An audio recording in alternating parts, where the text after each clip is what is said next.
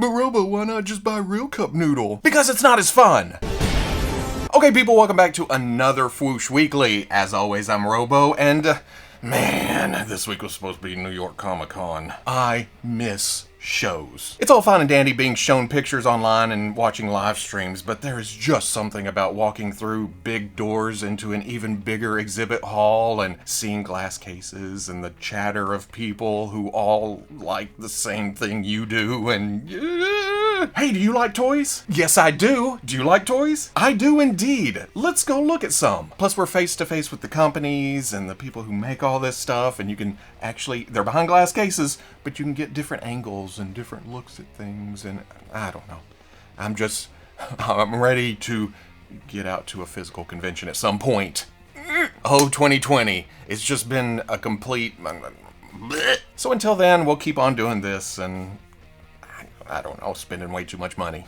Just like last week, we start things out with another reveal for the Jazwares Fortnite Legendary Series. It seems this listing popped up on Amazon at the first of the year, around Toy Fair time, but now they've added pretty promotional shots of Ghoul Trooper. And it's good to get another female in this line, finally. Off the top of my head, I can only think of Valkyrie. Is that the only one we've gotten so far? Which is weird because by now I would have thought we'd seen Cuddle Team Leader or any of the variations of her, or Red Knight or Triceratops, or even, damn, Calamity. We need a cowgirl in this line. And while Ghoul Trooper is a bit plain for my taste, considering all the weird and wacky stuff we get in this line, it looks like a good base for future females. She has those knee pads, those boots, the plain tight body. Yeah.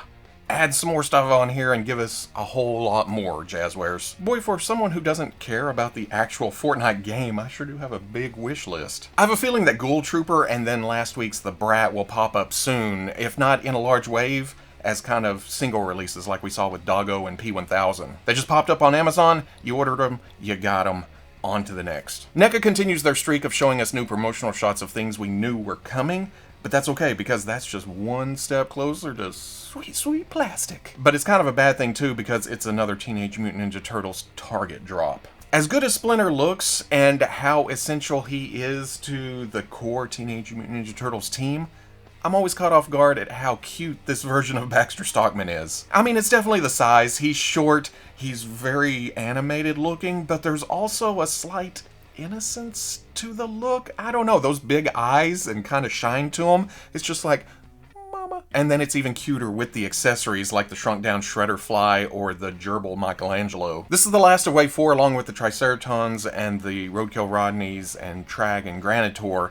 But again, this is Target, so good luck. Target! Along with randomly yelling out words, oh, and, well, you know, TMNT, and I guess the number 4. 4! As promised, this week Super7 solicited their Teenage Mutant Ninja Turtles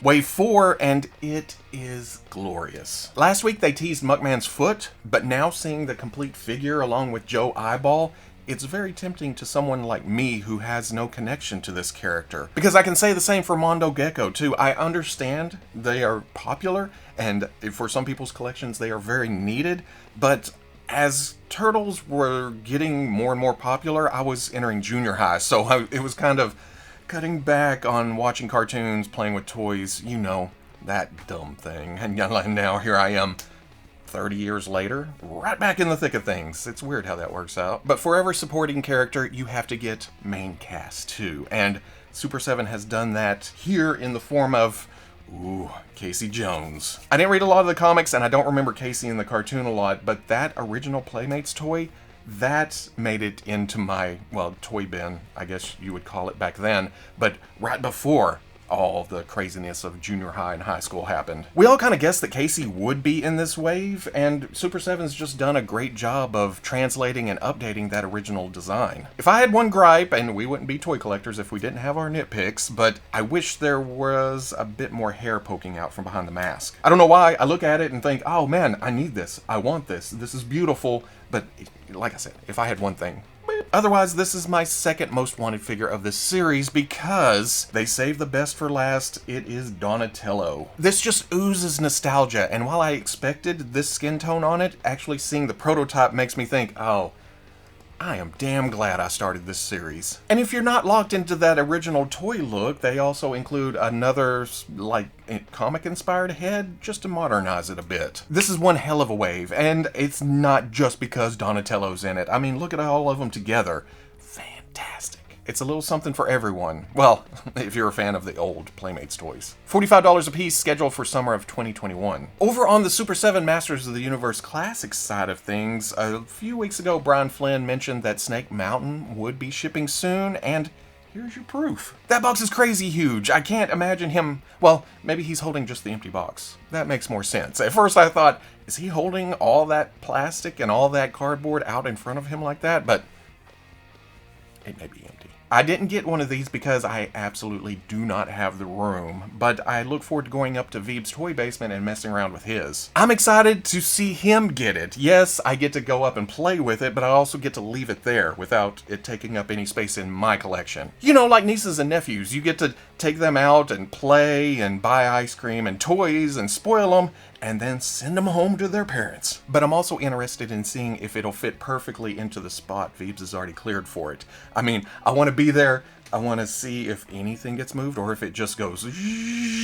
Like I mentioned, New York Comic Con was supposed to be this week, but some companies like Bluefin are still using it as a vehicle, I guess you could say, to do reveals and exclusives. This week they revealed the Storm Collectibles Gatchaman Ken the Eagle. This may be a surprise to you, but Robo don't know Gatchaman. But somewhere in the back of his kid brain, he remembers Battle of the Planets. Or G-Force. And was this Mark? And even that, I don't remember a lot of the details or the action sequences. I just remember this and being excited when it was going to come on. As far as the actual reveal goes though, it looks awesome and accurate, but the big feet kind of throw me off, and I am afraid of that traffic cone cape. I mean, Storm Collectibles usually packs their figures with articulation, and then you want to take that and shove it in a drain pop. But I gotta think they're gonna do some kind of alternative cape, either cloth or posable or something to get it up and out of the way so you can actually, you know, action that figure. Not stopping there, Bluefin also offered up some variant versions of Storm Collectibles figures as their not New York Comic Con exclusives. The Golden Axe Skeleton 2-packs have been popular items, it seems, and so why not offer them up in purple? The Street Fighter V E Honda gets a nostalgia variant, while the Samurai Showdown Howlmaru looks kind of spiffy in red. But the one that jumps out at me is the Mortal Kombat Bloody Motaro. Not only is it a huge hunk of articulated plastic, they've also thrown in another one of those articulated skeletons, this time in lime flavor. All for $110. That seems like a hell of a deal. You wouldn't know it from the Bluefin sales page though. They only show this picture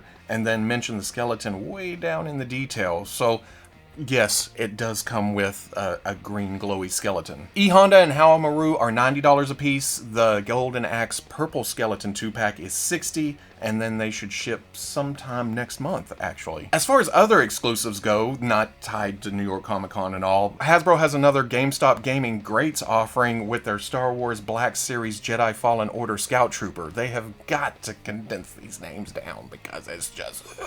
And like most of the other gaming greats, they take a pre-existing figure and just spruce it up a bit. You know, good exclusives. You don't actually need it, but it's there if you want it. And even though the Scout Trooper is older, I dig the addition of the harness with the battery pack and the wires running up to the stun stick. I'm sure there's a name for that somewhere in the game or the instructions or some visual dictionary, but to me, zip zip, it's a stun stick. I'm interested, it's different, it's a nice addition to the Imp army, and it's just building up the display. $25, scheduled to ship at the end of this month, but I just got a GameStop notification that I paid them for some reason. Maybe something else though, who knows. Over on the Legends side of things, Hasbro is getting a bit fast and loose with their Marvel Monday reveals. At first it was a big deal. They said, oh, here comes Marvel Monday and announcements and this, and then it worked its way down to, okay, later today there's going to be this release, and now we find out about it when it's posted on one of the fan channels. Which is okay, we're trained now to think, oh, it's the first Monday of the month.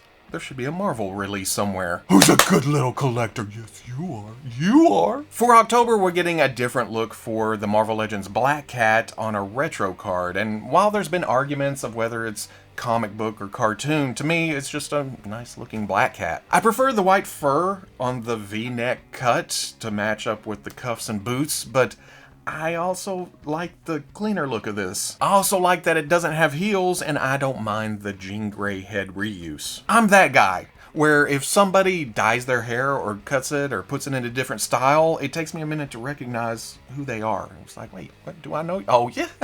Hey, I know you. I didn't even notice that this was a rehash head until people started talking about it. And I review toys online. Oh, well, this may be reuse, it may not be, whatever. I did notice that that cat needs to lay off the catnip, though, because, oh, buddy, you need some help. You're a little strung out. $22 estimated for January 2021. But in a surprise reveal, Amazon posted up their exclusive Marvel Legends Children of Thanos 5-pack. Or Thanos if you're nasty. A lot of reuse here for the MCU Black Order, but it does finally solve the mystery of the burnt Thanos arm that we saw during a live stream a while back. Thanos also gets a half-burnt face to complete that look, but if you're in the market for just a plain Jane Thanos, it also comes with an alternate arm and head to give you an undamaged look. Corvus Glaive was originally a Walmart 2-pack exclusive, and if I remember right, was a complete pain in the ass to get. So that's good, and as far as I can tell, this is complete reuse. Ebony Maw may be getting a new head. It's hard to tell from this one picture, but